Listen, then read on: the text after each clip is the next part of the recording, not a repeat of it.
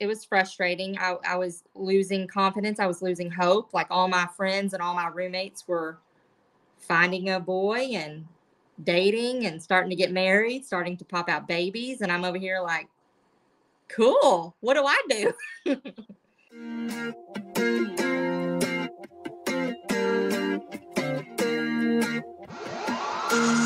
Welcome to the Blind Mom Life podcast. I'm your host, Chelsey Painter Davis, blind wife, mother, and public speaker. I want to invite you to dive deep with my special guests and I as we talk conquering disabilities, cherishing motherhood, and choosing life. Are you ready? Action.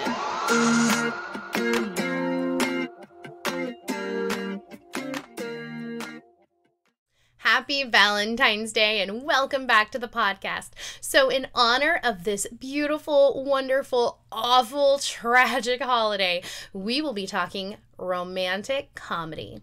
So the film, He's Just Not That Into You, follows the romantic love lines of several women passing by in the same city, not fully realizing how they're all connected.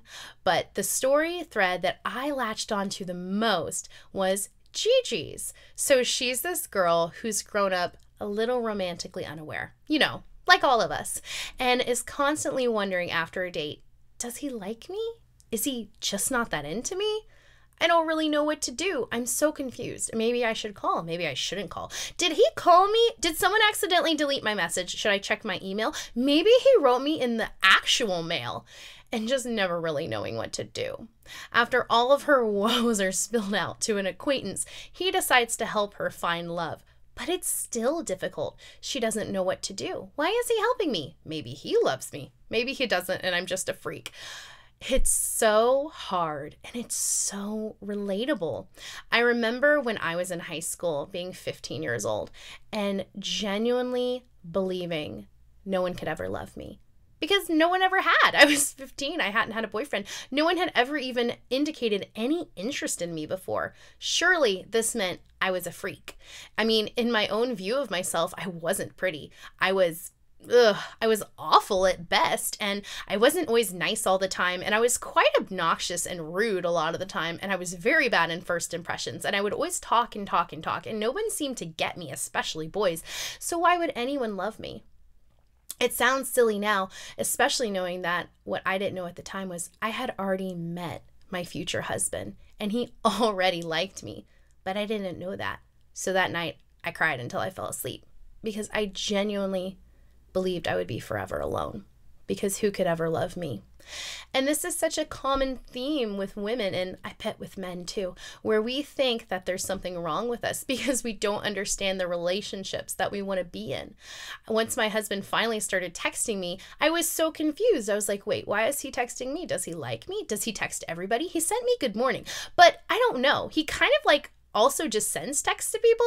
Oh, but he bought me a necklace. I mean, it was a really ugly necklace, and seemed like it was kind of for a dude. Like, did he actually buy this, or did he just get it in a drawer and then give it to me? Does that mean that he wants to date me? I'm so confused. I'm going to text him. No, I'm going to delete it. I'm not going to send that. I'm not brave enough. What do I do? Oh, and that's exactly how Gigi felt in this movie. Just so confused and so desperate for love, a thing that we are all created for, this part of our heart that needs to feel connected to God, to others, to our parents, to our siblings, to our family, to our children, to our neighbors. Love in our hearts, looking for people to have love with. But what if we don't find romantic love? What if we're that 15-year-old girl I used to be and we genuinely believe it's not out there for us? Or what if we're that woman who never does find romantic love? What do you say? What do you do? I remember a time when my friend Kelly picked me up to take me on a girls' date where we went to eat burgers. I had such a nice time with her, but she was just sharing her heart with me about how she didn't know if she was ever going to find anyone, ever find Mr. Right, and she was so discouraged, and I didn't know what to say because I'd been there. I'd been there truly believing that about myself, and I didn't know what to tell her, how to give her hope, how to give her promises, because not all of us do find Mr. Right. Not all of us are the exception, as Gigi learns in the film. But Some of us do. Some of us do find him. And as much as we've stressed and worried and agonized all over these male-female relationships, we'll find out one day that it just happens. Sometimes it just happens. Sometimes you just send the boy you love a text saying, "Do you like me? Yes or no? Because I'm sick of this." And he texts back, "Actually, I do like you. Will you be my girlfriend?" And then a few years later, you're married. And then a few years after that, you have 2 beautiful children. And then looking a few months out, you're about to hit 10 years of marriage. And sometimes life does turn out like that. But sometimes it doesn't. So I'm very excited to let you meet my friend Kelly, who has a story that you'll love to hear. All right. Well, I'm so excited to have you a part of the podcast. Thank you so much for being willing to share your story. Why don't you start off by introducing yourself for the audience? Well, hello everyone. My name is Kelly. Oh my Dodd. I have achondroplasia. It is the most common type of short-limbed dwarfism. I basically go to most people's waist, or if they're typical, average size girls, I go to their boobs. I accidentally, motorboat them when I hug my friends. Whoopsie. But no, I I have dwarfism, and it was not genetically found. There's nothing in my family that there's no one in my family that has it, just me. And my mom and dad, 1985, they did not have a sonogram. They were like, boy or girl, either way, it's going to be Kelly. And what do you know? I popped out and it was a surprise. So here I am. Wow. So what was that like for you growing up, the only person in your family with dwarfism? When did you first notice that you were a little different from everybody else? I think it was about sometime during elementary school. I remember in pre-K there was a kid that would come up to me on the playground and try to hold me, I guess like a baby. But Oh. I always knew that I always got to hold the classroom sign when we had, those classroom photos, the group Mm-hmm. photos. I always got to hold the sign in the front row. So, and then by third grade, I remember a kid making fun of me when I was leaving, the school grounds and heading to my mom's car. He said the M word, and I don't know. I guess I kind of started noticing it around that time. What is the M word? What does that mean? It is midget. We, of course, in the little people community, most little people do not like that word. We hate it. We despise it. And it is a derogatory term. That word does not mean any sort of type of dwarfism. It's just, something to make fun of a person with short stature, for their public Mhm. amusement or whatever it may be. But grew up with that word and I just hate it. So was it common for people to bully you when you were growing up and call you names? It was common when I was outside of my community, but within my community, I grew up in a small town in Crum, Texas. I graduated with 68 people. I was well known and loved. I had bodyguards, AAK, friends and classmates that would just, protect me, take up for me. Just if anything or anyone said anything, which, a new person did move. There was a new kid at school. I can't remember what grade, probably, middle school around that time. And he called me the M word. I told my friends, and I never had that issue again with him. So Wow. it was, it was a great childhood in regards to that. But, when I stepped out, when I did anything, outside in the public area or in the public eye, there would be a possibility.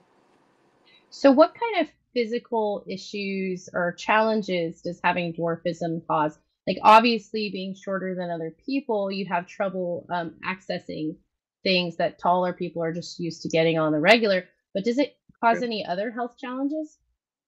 Yes, my knees.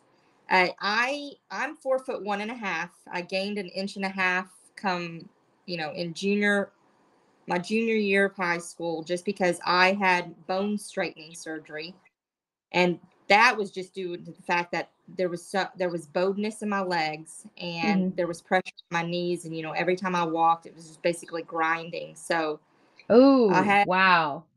I know. I already had, knee surgery in 5th grade just because, meniscus tear. And I don't, I'm not a sports kind of person just because, I grew up with everyone tall. So I just really never played sports. I mean, I was active with my siblings and whatnot, but I never signed up for major sports. So Mm-hmm. other than football, which my strike zone was very small. So I always got walked to the plate. I remember that. But just with health issues, I had to have braces twice. I mean, I think, and I'm not for certain, but it seems like most little people do have dental problems just because, the head is big, but, my spine is as tall as the next person. If I'm sitting down, you really can't tell. But when I stand up, that's where the difference is found and where the difference is seen. And Mm-hmm.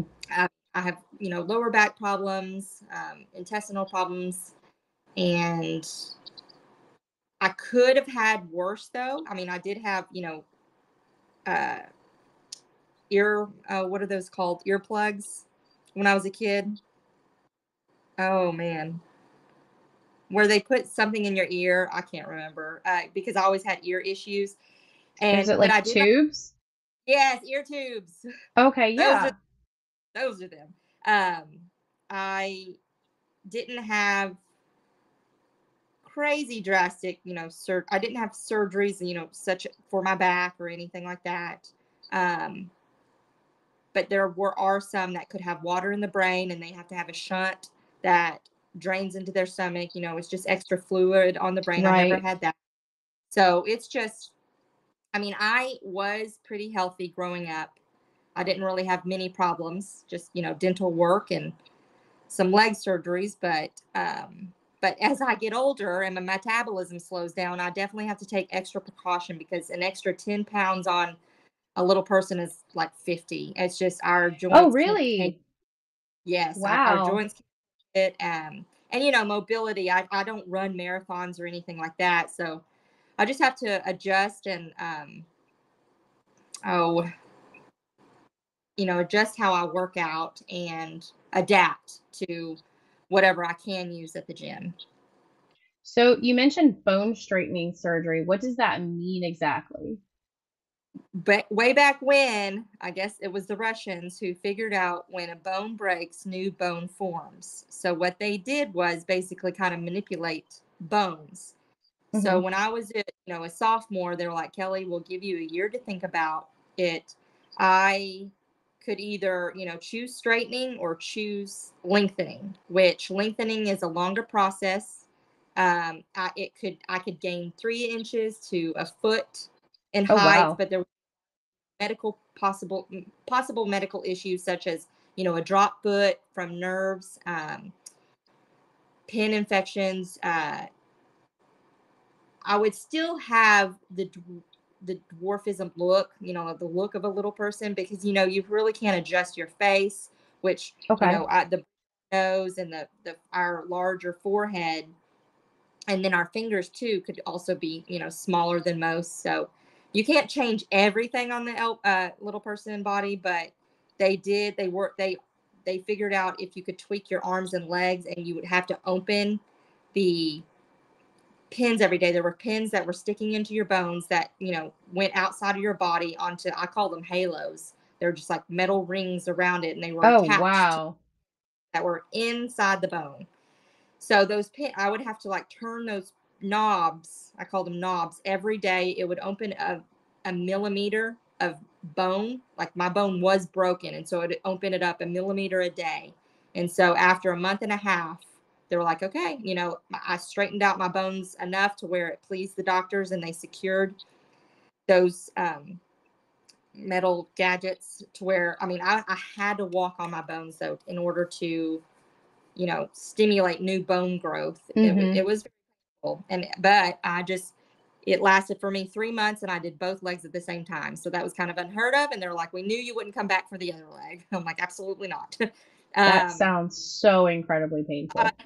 And usually it would be 4 to 6 months, but I did it in 3 months. I did not have, a dropped foot to where, the nerves stopped working or Mm-hmm. too stressed. And I did not have a pin infection, which they said most That's likely I awesome. would.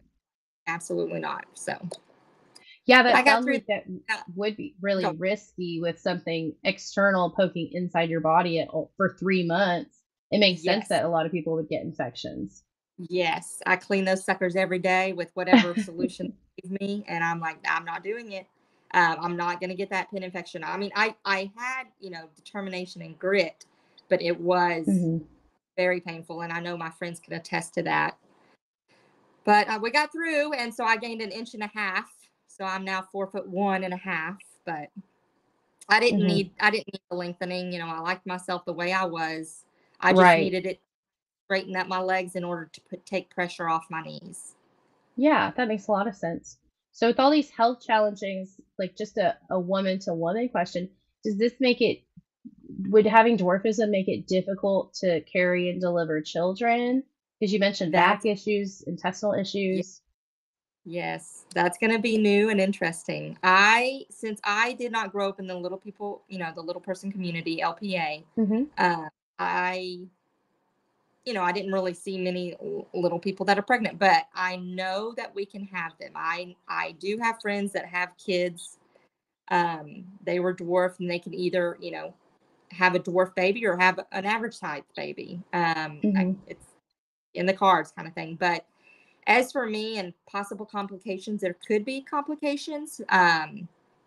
Like with the size and the room that I have, but I do have enough. Like I do have a torso that when I sit down, I am eye to eye with any other person because I have a pretty long Right. torso, or size torso. So there is room and it is doable. It's just Mm-hmm. we'll see how my body can take it. And I know too that the baby will have to be a C-section. I cannot deliver it vaginally or Okay. naturally.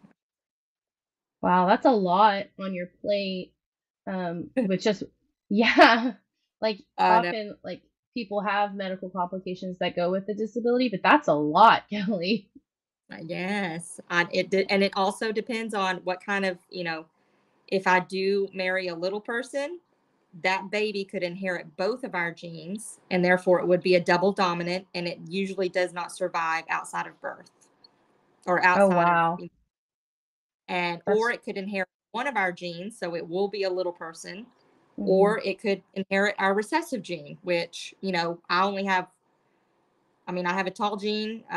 If anyone is a little person, they have a dwarf gene and they have the average size gene. So a baby could inherit the average size gene and just be taller than their parents by 7 years of age. Wow.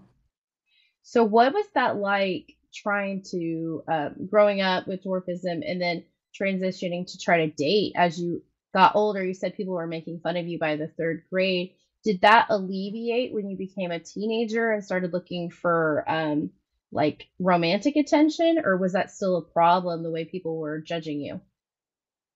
It still was kind of a problem. My friends would overlook me and date the tall blonde or long legs and almost like the same height. Just I always felt like I was passed over. And I mean, I had plenty of crushes. Um, I, as a, ever since I was a little girl, I've always wanted a relationship. I wanted the, Prince Charming, or I wanted a husband. And so I just kind of like lost confidence in myself. I stayed to myself and didn't reach out.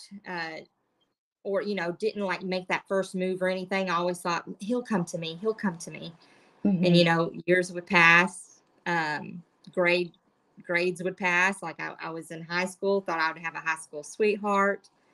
20s came and went, early 30s came and went, and I'm over Oh here like, wow. what? So in college I had tons of guy friends. Like they were so cool with hanging out with me, and I was cool with that. Like I would rather have guy friends than no male Yeah. friends at all. Um, and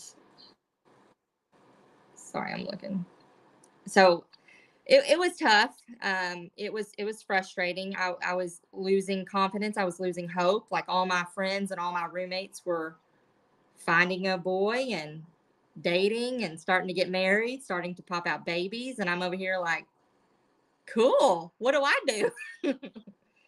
Had you had a boyfriend at all by the time you reached your early 30s, you said?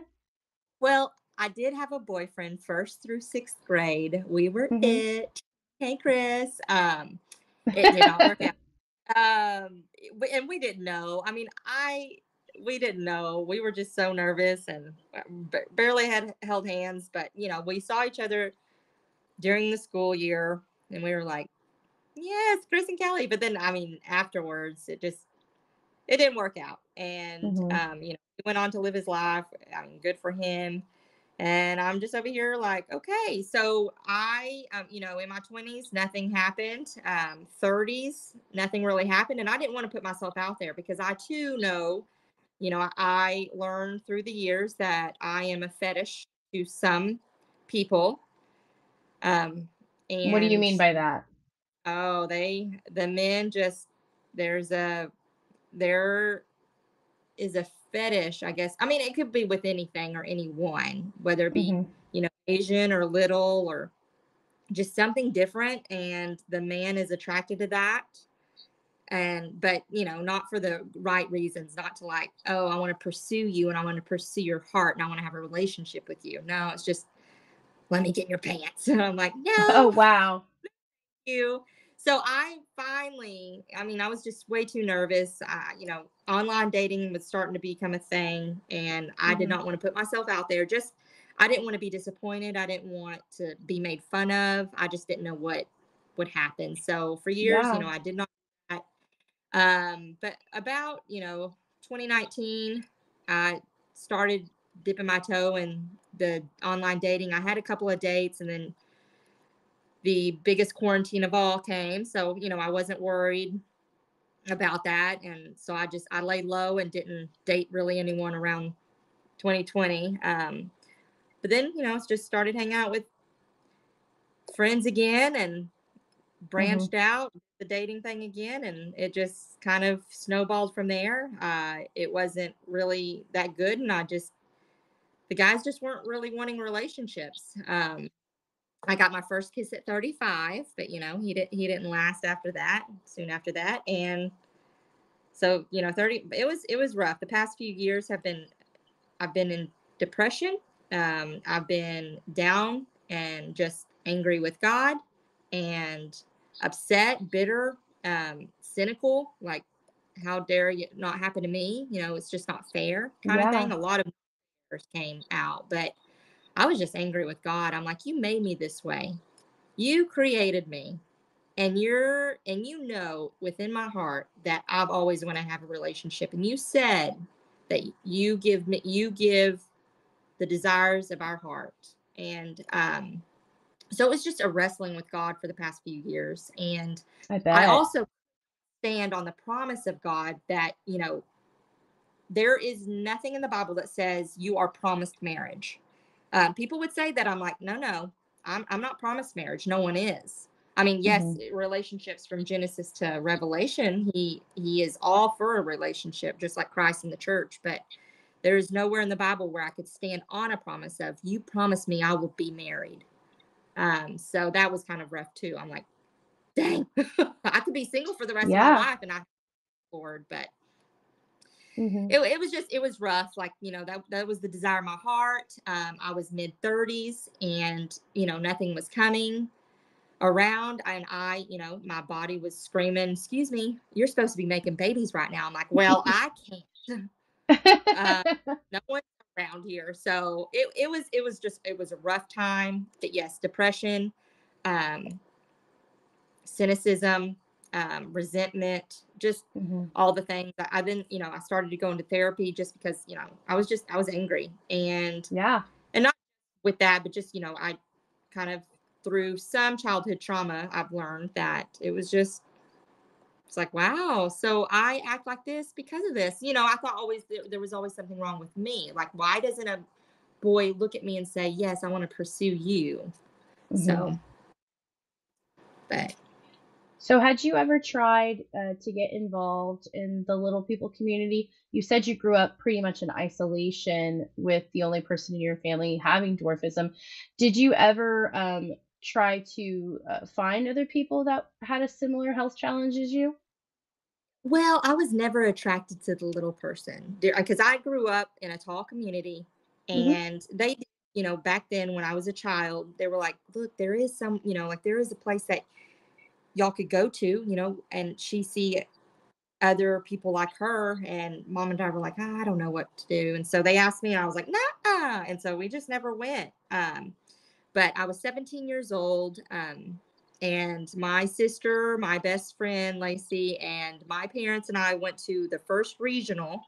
We knew it was close by. I don't know what kind of came about or how I started kind of like, oh, let's branch out and try this. But I Hmm. went to my first regional, which there's only 2 regionals a year within your area, spring and fall. And so we went to one that was close. I think it was in Plano or near Dallas or one of those in that area. Yeah. And I was scared to death. I was in the floorboard saying, let's go home. My best friend was up against the window saying, this is so cool. I'm like, it is not cool. I do not Oh like my this. goodness. So it took an adjustment to, start gaining friends through this community and like, Yeah. wow, this is what we do look like. Like, it's a 3D effect for me. And this is how I Hmm. get to see, other people live out their life. And it was awesome. It was eye-opening. I'm still friends with the first little person I ever met, Lauren. She is engaged. Woo! Oh, Congratulations to her. congratulations, Lauren. I know. And so then my first convention, which that was just a little drop in the bucket. Okay. Yeah, I was years old and I only went to a few of the regionals. And then we heard through, the regional, like, you've got to come to the national. And I'm like, nope, not doing it. Well, I was 24 and my sister and I went to the first national convention in Nashville, Tennessee in 2010. And that's where all LPs, anyone that has, dwarfism can come to these, and anyone, associated with Right. that person. And they come from around the world. It's just once a year. It's around the 4th of July. And it's usually, it's always in a different city. And that year in 2010 was in Nashville, Tennessee. So my sister and I went. And the first thing they said to us when we registered was like, don't forget to eat and sleep. And we're like, what? And just come to find out, it was like a water hydrant of activities, social life, dancing, events, sports, just so many little people. I think there was about 2,500 that showed up Oh, there. I could wow. be wrong. Felt like it. And that's when I met Mr. Blaze Foster. I met a lot of people. Both Katie and I Hmm. were, and my sister, she's 5'9", 5'10". She's a Yeti. That's what I call her. And she's just tall, long Hmm. legged. All the guys like her. So, all the LP men were like, Katie! And I'm over here like, excuse me. No, but I Was don't she know. We were single just, at the time, or had she gotten oh yeah. married already? Yeah, she was single too, but she was just there for my support, for support for me and just to meet friends. Like we were there to meet friends. I wasn't attracted to anyone. I wasn't looking for a relationship like in this community at all, but it was just Hmm. overwhelming, just everything. So, but I got to Yeah. meet Mr. Blaze Foster, and what do you know? This past July, the LPA convention was in Austin, 2023. We then, Hmm. meet up again. He asked me out on a lunch. He asked me out to lunch on the 4th of July, Hmm. and we haven't stopped talking since. We are Wow. official. So 13 years later 13 from you first years. meeting him? When he first met me, he had a crush on me, he says, but he thought I had a boyfriend at the time, and I was Oh just like, no. I don't know of anything, like I don't know what just happened this past week. And I remember meeting him, but he was definitely into sports too, because within that 1 week, we just have everything to do. Like it's Okay, all like little people. describe that for us. Oh, just as soon as you register to make sure that you are the LP, like there's no creepers around or anything like that. Hmm. You're registered, and then you have a list of events. You can sign up for social events. teachings, like specialist doctors come in and they teach classes throughout the week. There's sports throughout the week. I mean, it's constant competition, whether it be flag football, basketball, volleyball, track. We had a East versus West baseball game, and apparently Blaze and I were on the same team. Don't realize that, but that was cool. And there's dancing every night, and just, I mean, you just hang out no matter what. And so I could see where they reminded us to eat and sleep, because it is nothing but going, like nothing but you constantly, like we get back at 3 a.m. and just, wake up early to go watch the sports that day, or Wow. or it may be like go out sightseeing with LPs and whatnot. So it was a fun event. And so I didn't go to many. I only had gone to 4. And then Austin, I was like, you know what? It's close. It's in Texas. I'm just going to go drive down and either meet new friends or reacquaint myself with old friends. And that's what I did. That was an accomplishment. I just got to, see old friends of mine and catch up and hang out. And so Blaze, in my head, I thought he just, wanted to catch up because it's been a long time. And we went on a date, and that was that. And I'm like, where did you come from? But I definitely am attracted to him. He pursued me, and he still pursues me. And I'm just, wow, God. I mean, he broke me down the past few years, but it was just because I was just so picky too, that it was like, you gotta, no, I got someone special for you. And he's definitely special. So I'm grateful, thankful. So why don't you I want to hear a little bit more about Blaze. What is he like? What does he like to do? Oh, Blaze, I know I'm going to embarrass you, but this is a podcast. He is a long distance relationship. He is from Pittsburgh, but he moved down to Raleigh, North Carolina. I am actually gearing up to go see him this coming Wednesday. His birthday's next week, so we'll get to celebrate that. But he is double in the minority. He's African American.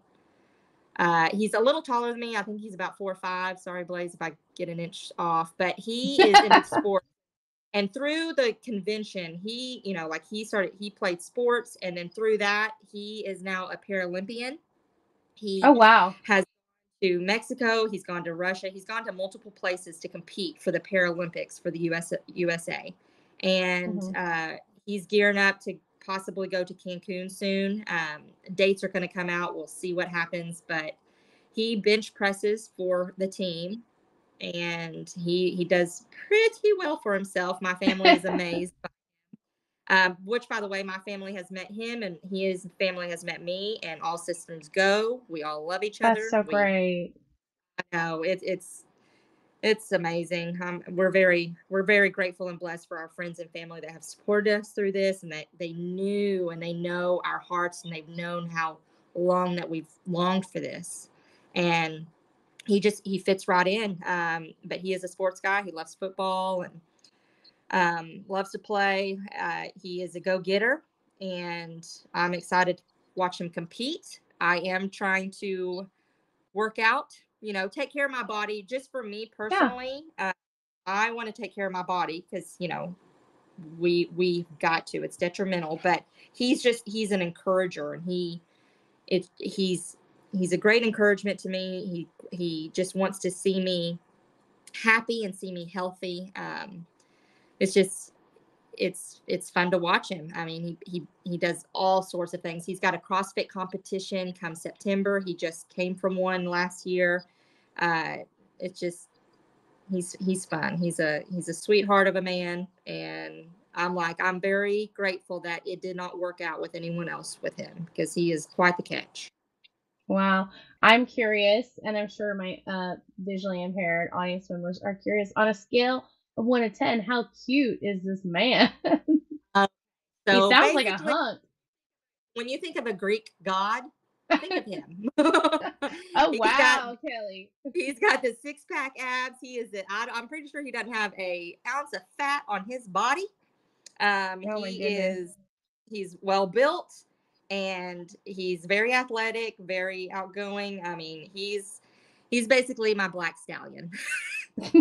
Oh my goodness. That is so funny. he's he's attractive in many ways, and just sorry, That's Blaze, but no, I mean, his heart and his character are what really attracted me. I saw him at the convention, and I mean, I knew him, I knew of him. We kept up kind of through social media, through Facebook, but he hardly ever posts things. So, I mean, out right. of sight, out of mind. But I knew him. I knew he was a sweet guy, and that week, some of his guy friends were just talking him up. I'm like, okay, we'll see. I just wasn't really looking, but then it's just somehow he pursued me, and he pursued my heart. So Hmm. he has, but yeah, he is my Greek god. Oh, that makes me so happy for you. What Thank is it you. like now, like having spent so much time frustrated in that zone of just waiting and waiting, and now being on the other side of it and getting to really experience like not just a relationship, but a really great one. Oh, it's actually kind of tough because I learned, I mean, throughout those tough years, you gain cynicism, and you gain bitterness, and Hmm. you gain that, like, is this actually real? And so right now I still pinch myself, and I mean, I trust him, but sometimes I'm just like, he'll probably, like, he may back out. Yeah. You know, we've talked, like, we are in our mid 30s, and we are, I mean, it's just not, I mean, we just went straight to talking, like, okay, I don't want to waste your time, and you don't want to waste mine. What attracts you? What are you looking for? It was just Hmm. straight serious. We don't have those 20, we're not in our 20s, and we just don't have, like, that amount of time that we can just, Yeah. casually talk. We've had some serious conversations, and it's still kind of just unreal to me. But I know it's real because, he assures me, um he reassures me, and I mean, I just don't see myself with anyone else. So, and he too can say the same. So I don't know. I mean, it's like unbelievable, but yet believable because he's Hmm. real, and I'm like, you can't leave me. Now we have That's that. I mean, amazing. now that we're involved, it's like I mean, it's not just my heart that would be broken; it would be a lot of people's hearts. And so, or that same goes for him. I don't want to break his heart; he doesn't want to break mine. But we are definitely talking. It's not like we're the end all be all, Hmm. because if it doesn't work out, then it doesn't work out. But we have had serious conversations. I love where he wants to go with it in the future. I definitely want to hitch my ride to that wagon. So I don't know. Just there's a lot of growth, and I'm just learning how to be in an adult relationship, and so it's tough sometimes. And long distance is it's tough. It's hard, but we make it work, and we haven't not talked since July 4th. Like, it's constant talk. It's, whether it be FaceTime, constant texting, or visiting one another. We're making it work. That's awesome. So, what would you say to another woman or even another man who finds themselves in a situation like yours? Because you don't have to be disabled to feel like you're unlovable. That's such a common thing that I feel like almost every human experiences. And how can you use your story to kind of encourage them and let them know that there is hope, even if they're not seeing it right now? Man, that is tough because, going through what I went through, I always heard the fluff, and I heard oh, you'll find someone. Well, what if I Yeah. don't? So I don't want to give anyone false hope. And those sayings such as, God has someone for you. There's someone out there. Just be patient. They do get Hmm. annoying, hurt, because it doesn't seem like it was coming true. Right. 35 when I got my first kiss. I would have loved to have gotten it, as a teenager. And I was 37 when Blaze came into my life and stayed.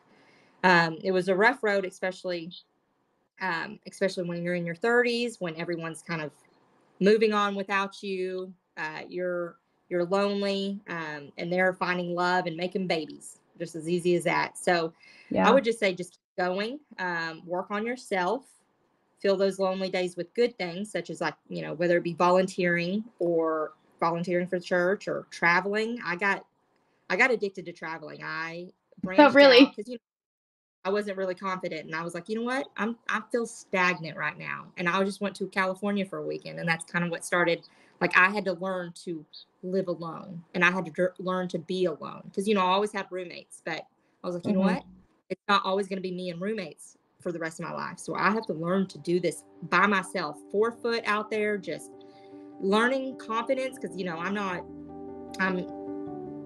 one to confront people or have confrontation. So if they run over me, they run over me. I'm like, I'm sorry. But yeah, travel, hang out with friends, just find stuff to do, and don't let loneliness stop you from living your life, and you might just find something. Yeah. You never know what God has around the corner for you. It is so easy to grow bitter and be pulled into disappointments and negativity when we don't see the path that God has for us. It's heartbreaking because what if the path He has for us is not the one that we want? What if what we see coming down for our lives isn't good? What if we see it as bad? What do we do with that? How do we pray to God and say, please, I just want to have someone to love. I just want someone to love me. Is that so bad? You started the human race with people who loved each other. Why isn't there someone for me? And that's such a heartbreaking thing to take to the cross and leave at Jesus' feet and say, but what about me? Didn't you make someone for me? It's hard because not everyone is called to a life of marriage. Some people are called to something different. And it's so hard to read these passages of scripture and accept that whatever God gives us is good. Even if it's not what we think we wanted, even if it's not what we hoped for, even if it's not what we prayed for. God is good in all things. God is good. And that is such easier said than done, such easier said than believed most of the time. It's so easy to look at all the pain we go through in our lives, not just the romantic pain, but the physical pain, the financial pain, the economic, social, everything, all these aspects of our lives. And when something goes wrong, when we hit a bump in the road, we can get angry and bitter with God and say, what have you done? I told you how my life was supposed to go. This is what I wanted. But we never know what God has around the corner for us, even if it's not what we expected. All right, ask me anything. So the first question I have for you today is it okay if I ask you how you lost your vision? Yes, it is okay. I get this question so often, and it's always phrased so delicately because people are always worried they're going to hurt my feelings. They're worried they're going to step on my toes or bring up really painful memories. And you know what? It is a painful memory, how I lost my vision. It is hard sometimes, but you know what? I always answer the question based on the way that I'm feeling in the moment. And if I'm ready to take the time and give you the full story, I will. But if we're in a really busy, crowded area and I don't want to take that much attention from the conversation, I'm just going to give you a quick answer. And that's fine because there's nothing wrong with your curiosity. It's not offensive to be curious. It's not offensive to ask a genuine question. And if someone gets angry at you because you asked them a real question that you really wanted to know the answer to, that's them. That's not you. So I will go ahead and answer the question now. When I was 19 years old, just after my husband and I had gotten married, I developed pseudotumor cerebri. So what that means is that after I took birth control pills, a few months later, I got a lot of headaches and I was carrying a bottle of Tylenol around with me. I was really confused what was going on, but I was planning a wedding. I just thought I was stressed. My grandfather had just committed suicide the year previous, and I was just under a lot of pressure, and I was taking college classes, so it just kind of made sense to me that my body would feel sick. I didn't think that much of it. But when we were on the way back from our honeymoon, I got a headache that wouldn't go away. I had it for 2 weeks straight and Tylenol wouldn't touch it. When I tried to go to class, I'd stand up and I'd vomit. And I was having trouble just making it through a day. I was in so much pain and I was so miserable. I finally went to the doctor, but She didn't think there was anything wrong with me. She told me I was just stressed, reaffirming what I had thought a few months earlier. There was nothing much wrong with me, and I just needed to calm down, get a massage, and if I insisted, if the pain continued, she could get me an MRI. But I went home, I cut some college classes, ended up cutting all of them because of the stress, and I just waited. But unfortunately for me, the pain did go away. The headache stopped, and I realized now is because the tissue died. See, the way that pseudotumor cerebri works is your body starts making too much spinal fluid. This can be caused by birth control pills. This can be caused by other medical issues. But it pretty much exclusively happens to women in their 20s who are overweight. You know, the same women who take birth control pills. And that can cause all of this pressure to build up internally. It's also called intracranial hypertension. And what it did is it put so much pressure on my optic nerves, and my eye nerves just went kaput. They didn't work anymore because they'd been squished to death. So after finding another doctor, they tried a couple treatments, they didn't work. Eventually they ended up placing a VP shunt, and all that did was save my light perception. My vision had continued to deteriorate from about August to December, and by New Year's I had almost nothing left, but they couldn't do anything anymore. And that's really hard to explain to people at a dinner party or at a Bible study. So often I just say, yeah, I lost my vision a few months after I got married. I had pseudotumor cerebri. Can you pass the chips? Because it's really hard to tell my story without just taking all the oxygen out of the room. And it's not something that I like to do very often. As attention-seeking as I am in my personality, that's not the way that I like to do it. So most of the time I kind of bypass the question and give a short answer, but it is something that it was like a year of my life. So it's really hard to explain that in a short way, and it's really hard to tell it without any of the emotions. So I just do the best that I can in the time that I have, and I hope that the answer was helpful for people. So the next question I have for you is, do you burn yourself a lot in the kitchen? So when I was planning this Q&A, I was going to say, no, I don't burn myself very much in the kitchen. I'm so good at it. And then I burnt myself making a pizza last night. So maybe I'm not so good at it. But, you know, when I was getting training in vocational rehab, they were doing some at-home skills training with me. And my instructor, her name was Ani, she told me, you know, you just burn yourself, you buy cocoa butter, it's fine. It was just so funny, her can-do attitude, because I was so worried about flipping meat in a skillet. And I was like, how do I do it without hurting myself? How do I know that it's like done and ready to flip? She's like, you just touch it. I'm like, but it's hot, Ani. The meat is hot. She's like, you know, just touch it. It's fine. Buy the cocoa butter. Like, it's not that big deal. Blind people burn themselves. I'm like, oh, okay. And I did that for a while, but I learned pretty quickly that the better thing to do is just move as much off the stovetop and into the oven as possible. So I don't like to cook meat in skillets anymore because I do have more issues making sure it's been cooked thoroughly, making sure I don't burn myself when I'm trying to flip it and check it. And I've just noticed that if I use a probe thermometer that is digital with my phone and tells me when the meat is done, I don't have a problem. I don't have much of a problem. But there are still those moments where I'm trying to get a pepperoni pizza out of the oven and I'm trying to move a little fast because I'm trying to close the oven before the babies come around the corner, and I, you know, catch the top of my wrist on the rack. Because that's exactly what happened last night. But, you know, it's okay. Like my teacher, Ani, said, just buy some cocoa butter, which I now realize it's been like 7 years and I still hadn't bought that cocoa butter. Maybe I should. If you want to see more content from me, you can follow me on Facebook, X, Instagram, YouTube, or you can check me out on my website, chelseapainterdavis.com.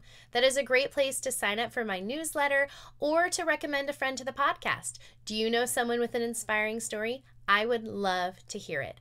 Or if you want to see me in person, you can check on the events tab of my website. That is a great place to see my upcoming events for the next few months. Wednesday, February 28th, I will be speaking at the Mom Community in Lakeland, Florida. I'll be sharing my full testimony, Say Yes to Struggle, where I walk these women through my journey from pain to purpose and inspire them to accept the unique calling on their lives to serve for such a time as this as daughters of the King of Kings. Thank you so much for hanging around through the end of the episode. I hope today that we have shown you that all life is worth living. Just like in the book of Esther, where God paints a beautiful portrait from the background, God is painting a beautiful portrait with your life, and we can learn so much from each other if we only share our stories. Whenever it feels like the darkness is pressing in, just remember the words of Jesus Christ in John chapter 9. As long as I am in the world, I am the light.